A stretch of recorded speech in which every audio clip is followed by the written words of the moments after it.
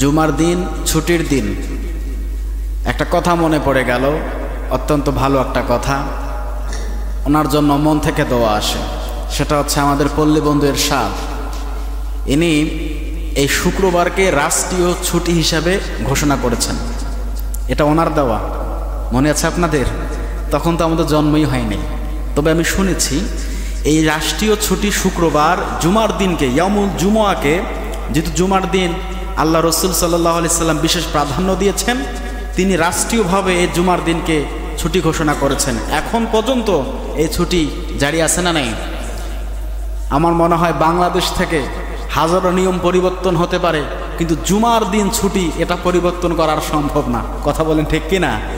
আমরা মন থেকে তার জন্য দোয়া করি, আল্লাহ পাক এই ভালো কাজের ওসিলায় যেন পল্লী বন্ধু এরশাদকে আল্লাহ পাক জান্নাতুল ফেরদৌস দান করে। সকলে বলে আমিন। যদি কোনো ব্যক্তি ভালো কাজ করে আমরা তার জন্য দোয়া করি ইনশাআল্লাহ, ঠিক কিনা?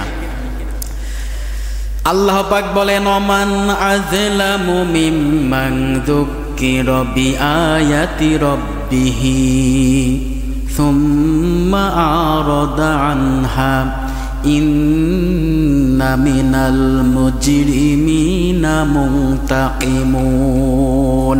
আল্লাহু আকবার।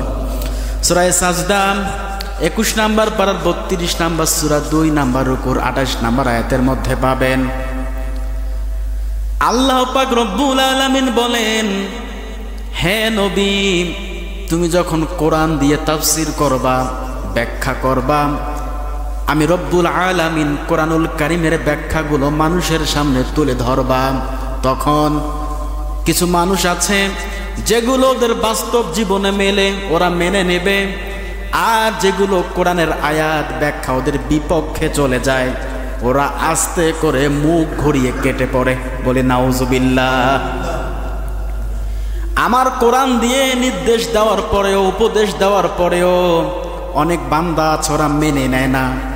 ওদের প্র্যাকটিক্যাল লাইফে যেটা মেলে ওরা মেনে নেয়, ঠিক আছে, কোনো সমস্যা নেই, কিন্তু ওনাদের যেটা বিরুদ্ধে চলে যায় ওনারা আর এটা মানতে চায় না। কি করতে চায় না? মানতে চায় না, বলে হ্যাঁ এটা আমরা মানি না। আল্লাহ পাক রব্বুল আলামিন সূরা সাজদার মধ্যে এমনি এমনি নাজিল করে নাই। তাফসীর ময়দানে জুমার দিনে যেখানেই মানুষ আলোচনা রাখছে, কোরআনের কথা বলছে, অনেকগুলো কোরআনের আয়াত আছে, কথা আছে, আমারও বিরুদ্ধে যাবে, আমারও আমল নেই, আপনারও আমল নেই। কথা বলেন ঠিক কি না? হয়ে যায়।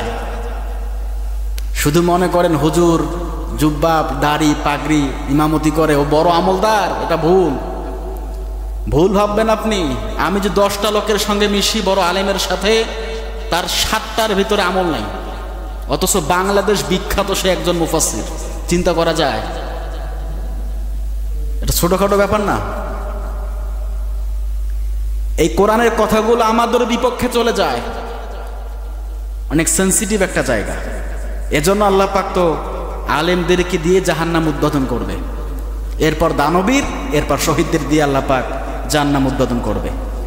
আল্লাহ পাক রব্বুল আলামিন যেটা আমরা বলি সেটা আমল করা তৌফিক এনায়েত করুক। সকলে বলে আমিন।